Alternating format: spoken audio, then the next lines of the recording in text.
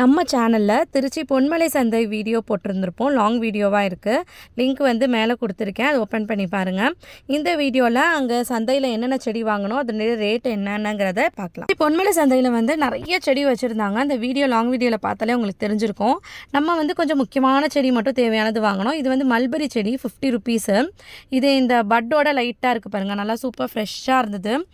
இது வந்து ஒரு செடி 50 ருபீஸுங்க. இது வந்து ரோஜா மல்லிகை. இது வந்துட்டு ஒரு டிஃப்ரெண்ட்டான ஒரு டைப் ஆஃப் மல்லிகை செடி. அடுத்து வந்துட்டு மதுரை மல்லிகை.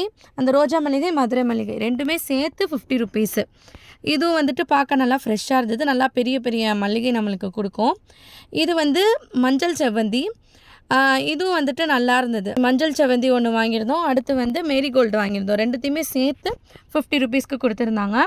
எல்லாமே சூப்பர் ஃப்ரெஷ்ஷாக இருந்தது. அடுத்து இந்த சந்தையில் நாங்கள் வந்து விதைகள் வாங்கியிருந்தோம். செடி காராமணி, செடி பீன்ஸு, சிறுக்கீரை, அரைக்கீரை, இந்த விதைகள்லாம் வாங்கியிருந்தோம்.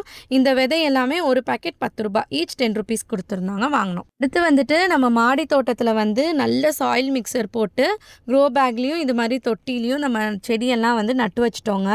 இது வந்து மல்பெரி செடி வந்து இந்த பாட்டில் வந்து நல்ல ஒரு சாயில் மிக்சர் போட்டு வச்சுருக்கோம். அப்புறம் இங்கே பாருங்கள், மெரிகோல்டு வந்து ஒரு க்ரோ பேக்கில் வச்சுருக்கோம். சூப்பராக பூ விட்டுருக்கு. நிறைய மொட்டுக்களும் இருக்குது.